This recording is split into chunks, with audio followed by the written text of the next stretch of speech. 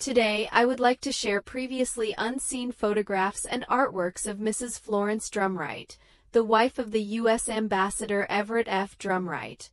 In 2020, when I curated the exhibition Ambassador and Mrs. E. F. Drumright's Ink Diplomacy, there was a unique oil painting in the last exhibition room.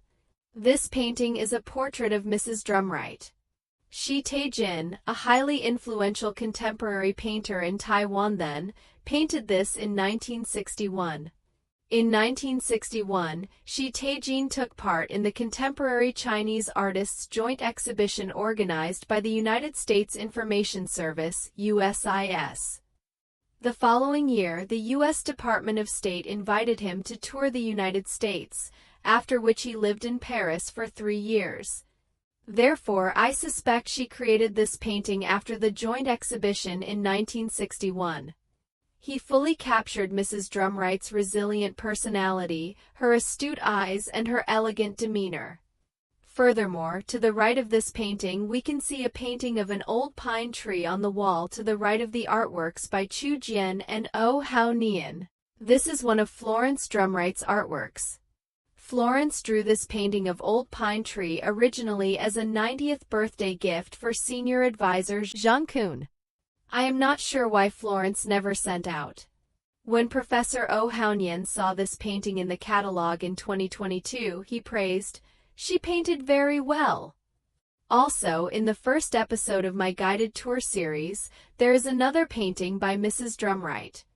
The painting on the left signed You-xuan's, which is the Chinese name of Florence Drumright, while the painting on the right only has You-xuan's name in both Chinese and English on the scroll, along with a note and signed. These records in pencil may be by the then curator Ms. Song Yu, after Mrs. Drumright made the donation. When I put these two paintings side by side, comparing the signature calligraphy of Florence Drumright with the stroke style of the unsigned painting, I discovered that the one on the right must be a practice piece by Mrs. Drumright. Looking again at the delicate yet powerful strokes of Professor You-xuan on the left, it would be exceedingly difficult for an ordinary artist to reach such a level without decades of experience.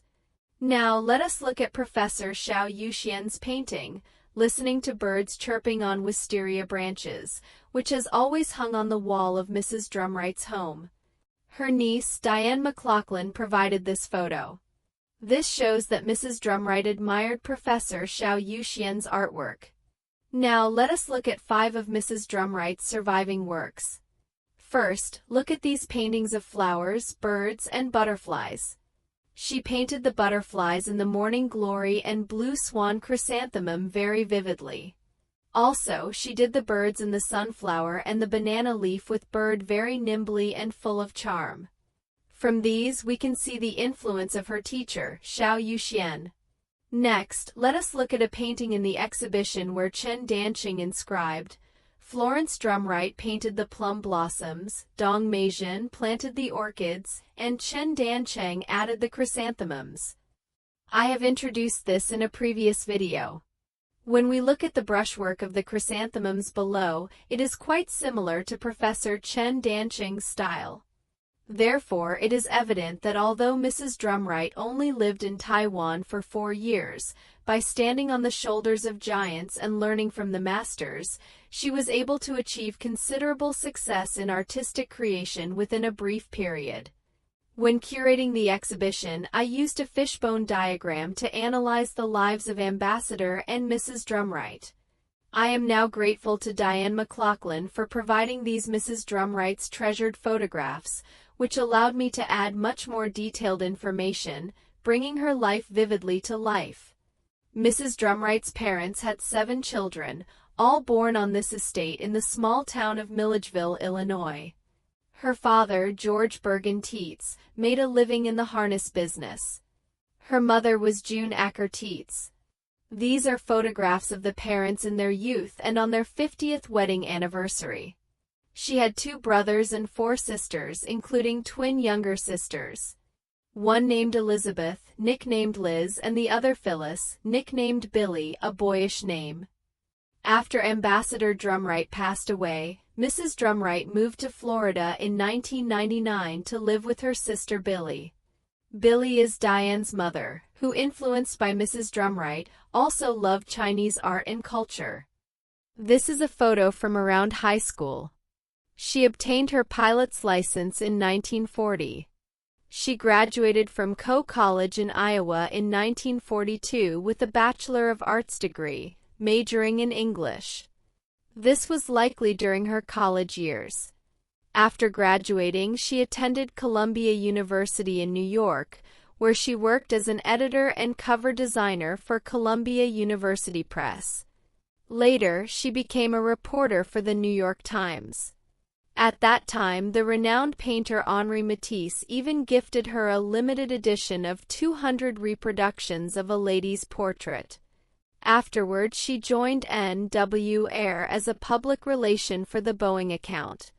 She undoubtedly performed exceptionally well, later became gal in charge of the Boeing New York Public Relations Office. While working at Boeing, she frequently test flew new aircraft, interviewed technical personnel, pilots, and engineers, and then translated the complex technical information into the information the public could understand. She was not only the first woman to board a B-17 Flying Fortress in 1950, but also the first girl to ride in a B-29 Superfortress. She may have referenced Edward Jablonski's book Flying Fortress, a four-engine heavy bomber, to author the B-29's flight and operation manual. Since she was unmarried at the time, hence used Florence Tietz. After Boeing, due to her Christian faith, she became a writer for the Christian Science Monitor. She primarily wrote feature articles and travelogues, frequently traveling the world. She spent half the year in New York and the other half either on airplanes or on the highways. The three photos here are likely to depict this period. This photo with an unnamed friend shows that she had matured. In 1953, she wrote her first book, titled She's Going Abroad, Her Pocket Advisor, a travel guide for women, published by Ives Washburn Incorporated. Unfortunately, it is now out of print, and its full contents are unavailable. The author is still Florence Tietz. Finally, in March 1955, while writing a women's travel series for the Christian Science Monitor, she met Mr. Everett F. Drumright in the Philippines while gathering material. At the time, he was the U.S. Consul General in Hong Kong. They must be fell in love at first sight, so she agreed to meet him in Hong Kong, her next planned stop, 3 months later. Her friends later joked that she had originally gone to Hong Kong to pick up a mail but ended up picking up a mail instead. Because Mrs. Drumright was a devout Christian, she insisted on a Christian wedding ceremony. Therefore, they officially held a Christian wedding ceremony in Tokyo, Japan, on June 15, 1955. This picture is a precious memory from their wedding. References, quoted from Everett F. Drumright biography in Everett F. Drumright collection under Western History Collections of the University of Oklahoma. In the next episode, I will continue to introduce the second half of Mrs. Drumright's life. Please stay tuned.